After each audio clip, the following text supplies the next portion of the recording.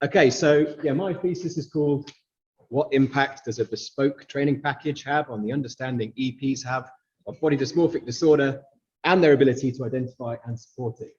It's not a very catchy title. I was going to change it, and I didn't. No time for everything. So my rationale, so BDD is a highly distracting and distressing obsession with one or more defects in one's physical appearance. I put defects in inverted commas because other people don't tend to notice these defects. And it's usually a facial feature. Sufferers have poor insight, and that means that they don't realize that their problem is kind of psychological. They think they're very physically deformed, abnormal, very hideous to other people.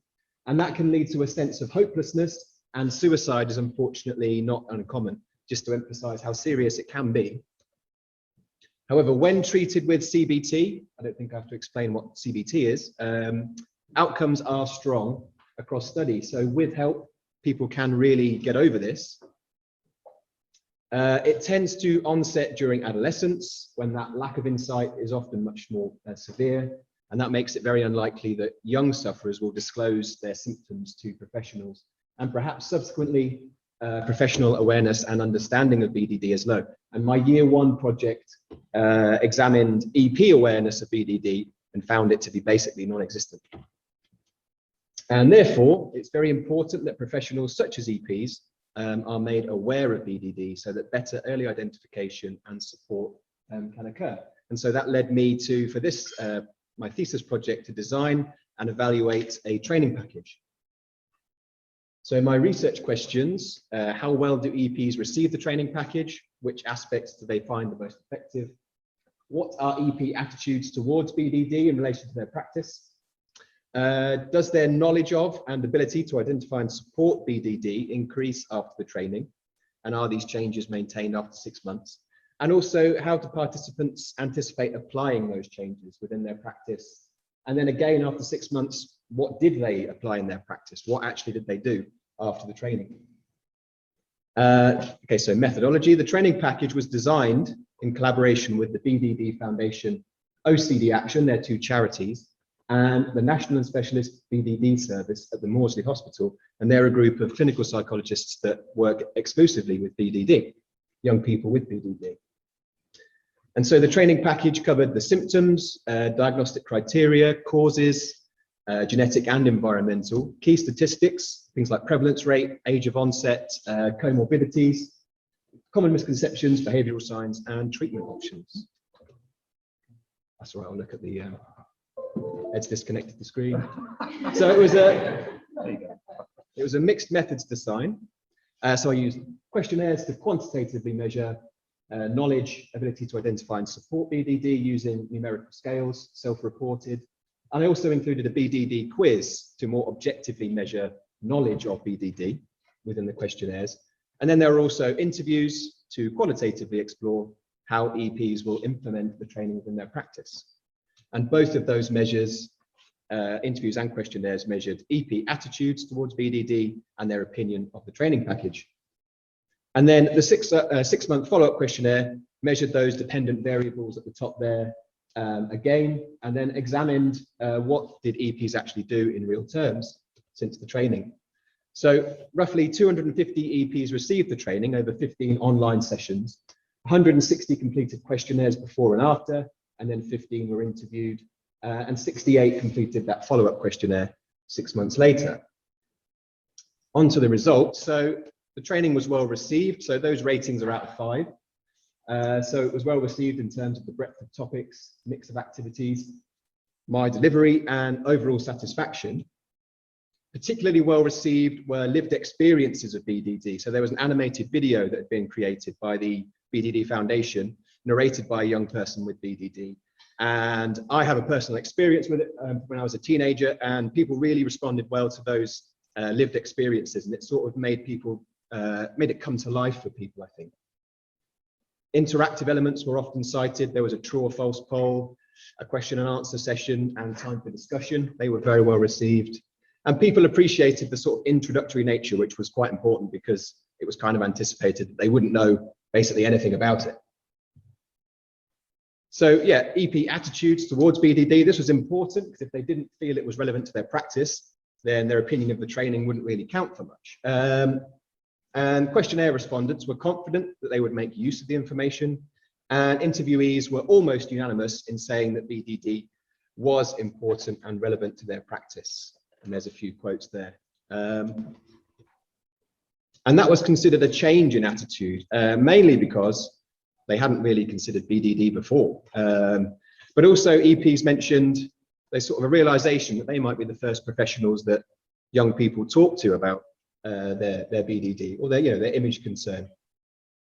2 interviewees were unsure it was relevant to their practice, and that was because in all of their years of being an EP, they hadn't come across it, so they were a bit skeptical.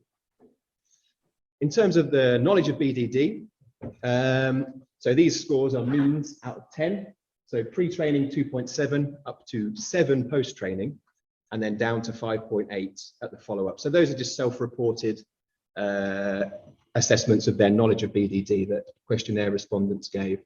And then these are scores on the BDD quiz at a maximum score of 18. It sort of mainly used true or false questions that were carefully worded, not to give away the right answer.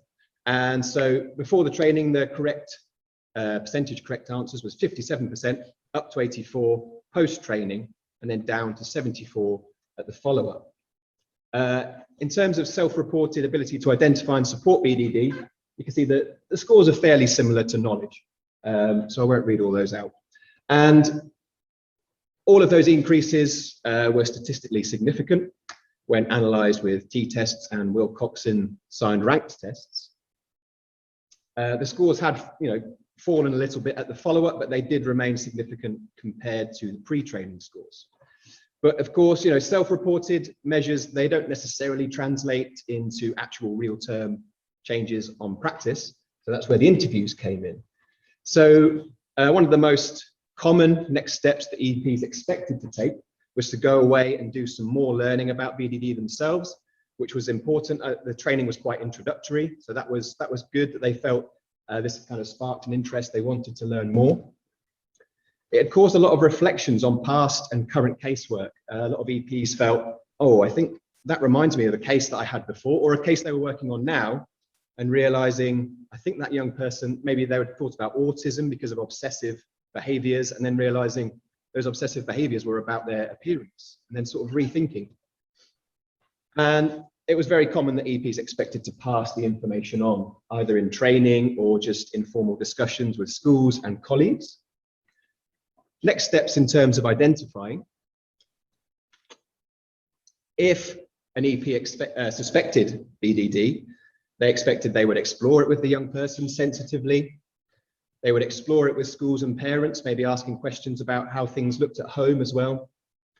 And they said they would provide descriptive evidence. So most EPs said, I won't be using the term BDD, that's very medical model, but I will be describing some of the things I've seen, some of the behaviors I've seen.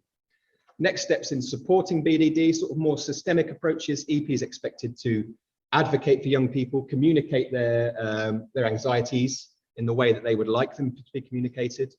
Working with families, because BDD can cause and be caused by dysfunction within families, so supporting families. Helping schools and parents to strategize within consultations and recommend interventions within reports.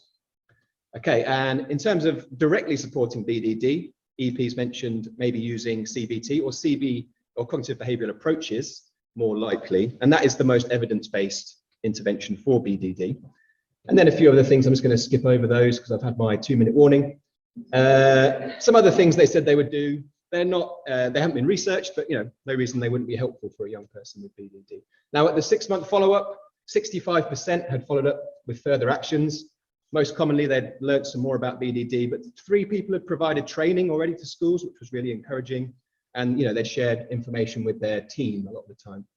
49% had actually considered that BDD might be an issue for a young person since the training. And the most common, referral to CAMS, discussed it in consultation, included some recommendations. So some encouraging changes had already happened at the 6-month follow-up.